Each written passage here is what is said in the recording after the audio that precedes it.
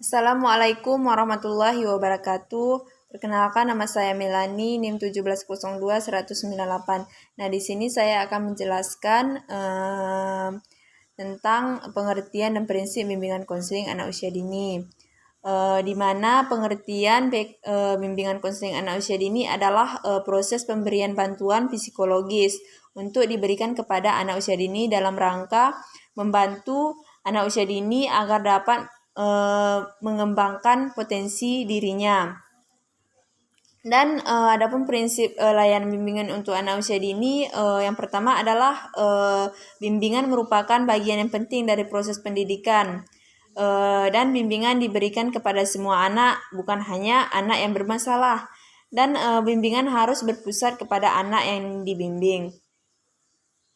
Dan bimbingan merupakan proses yang menyatu dalam semua kegiatan pendidikan. Dan kegiatan bimbingan merupakan seluruh kemampuan perkembangan anak yang meliputi kemampuan fisik, motorik, kecerdasan sosial maupun emosional. Dan bimbingan juga harus diberikan secara berkelanjutan. Nah, dan yang kedua adalah tujuan dan ruang lingkup bimbingan konseling pada anak usia dini. Nah, tujuan adalah pada umumnya tujuan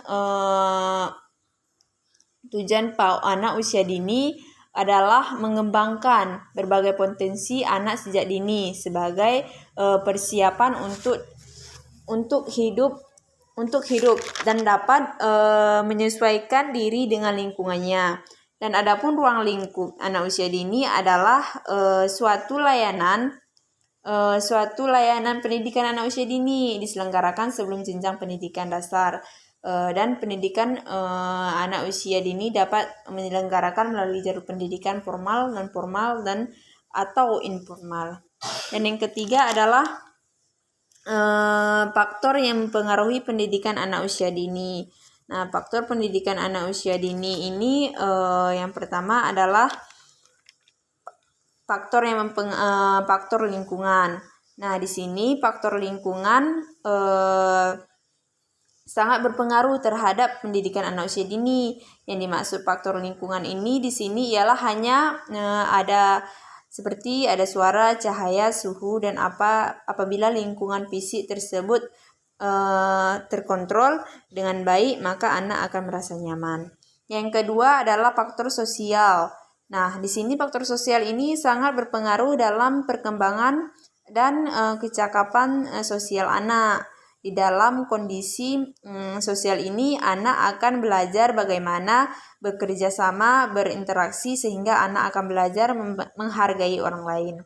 Yang ketiga adalah faktor emosional. Nah, di sini faktor emosional ini yang mempengaruhi anak. Anak belajar emosional berkaitan dengan memasuki anak belajar. Nah, yang ketiga adalah faktor fisik. Anak dalam mengikuti pembelajaran akan memerlukan kesiapan fisik atau cukup baik untuk belajar. Dan yang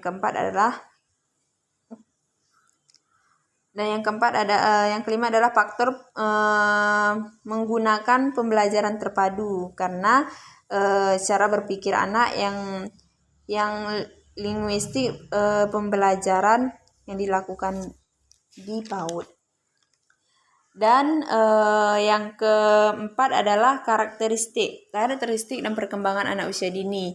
Nah, adapun perkembangan karakteristik anak usia dini adalah perkembangan fisik motorik, perkembangan sosial emosional, perkembangan bahasa. Nah, di sini pendidikan anak usia dini adalah pendidikan yang dimulai dengan lahir sampai usia 6 tahun. Namun ada juga yang memulainya dari usia 3 sampai 6 tahun, dan pertumbuhan dan perkembangan anak ini disertai dengan karakteristik meliputi aspek motorik, lalu aspek kognitif, aspek sosial, emosional, dan aspek bahasa. Dan yang keempat adalah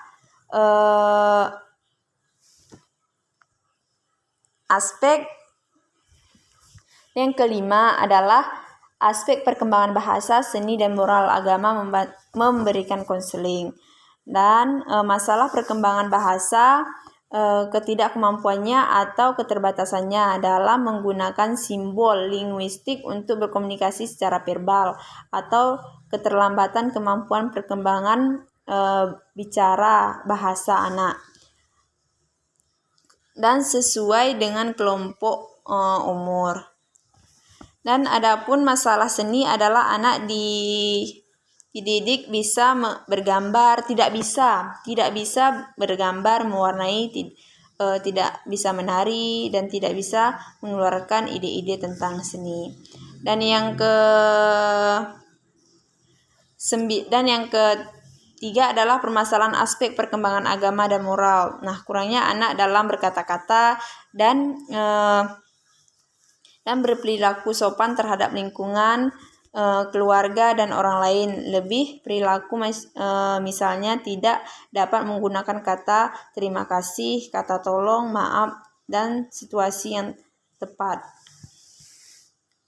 Dan yang keenam adalah perilaku salah asuh dalam pendidikan anak usia dini. Nah, perilaku salah asuh adalah terjadinya penyimpangan perilaku pada anak karena kurangnya komunikasi yang baik kepada orang tua, kurangnya pengawasan yang diberikan kepada anak, sehingga anak menjadi mudah terpengaruh dengan dunia luar tanpa pengawasan orang tua. Nah, yang ketujuh adalah peran guru sebagai bimbingan di sekolah anak usia dini. Nah, peran guru adalah guru dituntut untuk mampu mengidentifikasi peserta didik yang diduga mengalami kesulitan dalam belajar, melakukan diagnosa, dan kalau masih dalam batas kewajaran, harus mampu memecahkannya. Selain itu, di dalam keluarga, guru sebagai pendidik dalam keluarga di masyarakat atau berperan sebagai pembina masyarakat, penemu masyarakat, dan agar sosial, dan seorang guru berperan sebagai pakar psikologi pendidikan, seniman, membentuk kelompok sebagai ini faktor dengan petugas kesehatan mental. Dan yang ke-8 adalah peran guru sebagai konselor anak usia dini. Nah, di sini peran guru sebagai konselor adalah guru harus dapat mengerti dan memahami perkembangan anak, mampu mengidentifikasi masalah yang sedang dihadapi anak, dan mampu memberikan solusi pada masalah tersebut. Dan yang ke-9 adalah program bimbingan konseling pada anak usia dini. Program pendidikan anak usia dini meliputi pendidikan keluarga dari 0 sampai 2 tahun, taman kanak-kanak, taman kanak-kanak atau pengasuh anak, 0 sampai 2 bulan, bisa sampai 5 tahun, kelompok bermain, 3 sampai 4 tahun, taman kanak-kanak, 4 sampai 6 tahun, dan program PAUD ini bertujuan agar semua anak usia dini memiliki kesempatan tumbuh dan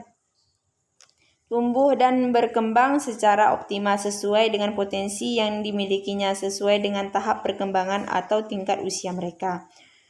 Dan yang ke-10,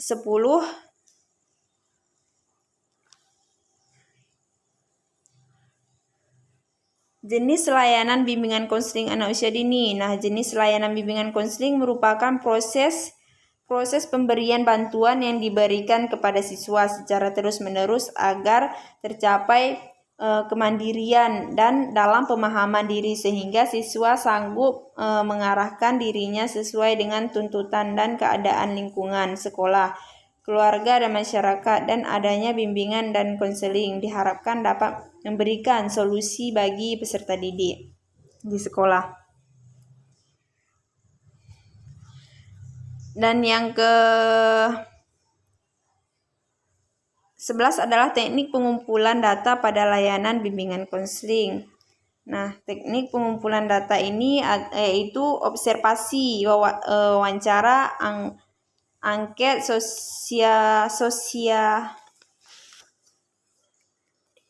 sosiometri, catatan anekdot, pemeriksaan kesehatan dan kunjungan rumah. Dan layanan pengumpulan data dapat dilakukan guru dalam bimbingan layanan ini. Dimaksudkan untuk mengumpulkan data berkaitan dan aspek kepribadian dalam kehidupan anak, taman kanak-kanak, dan keluarga. Dan yang ke-12 adalah layanan evaluasi. Layanan evaluasi dan tindak lanjut pada program bimbingan konseling anak usia dini. Nah, layanan evaluasi dalam tindak lanjut pada program bimbingan anak usia dini adalah menetapkan tujuan, menentukan dan menjalurkan apa yang akan dilakukan kepada anak. Memusatkan perhatian anak terhadap materi yang akan disampaikan, membuat selingan pembelajaran, dan membantu dan teliti tingkat kemajuan atau kelemahan pembelajaran anak, dan menyesuaikan bahan yang diberikan kepada anak, menentukan kegiatan evaluasi dan tindak lanjut. Dan yang ke-13 adalah pelaporan bimbingan konseling pada anak usia dini. Nah, pelaporan bimbingan konseling pada anak usia dini adalah kemampuan berkomunikasi verbal atau non-verbal. Apakah anak menggunakan bahasa yang wajar sesuai usianya? Dan laporan bimbingan anak usia dini dilaporkan oleh kepala guru atau guru PAUD secara lisan atau tertulis. Dan sekian hasil dari penjelasan saya. Kalau ada yang kurang saya mohon maaf.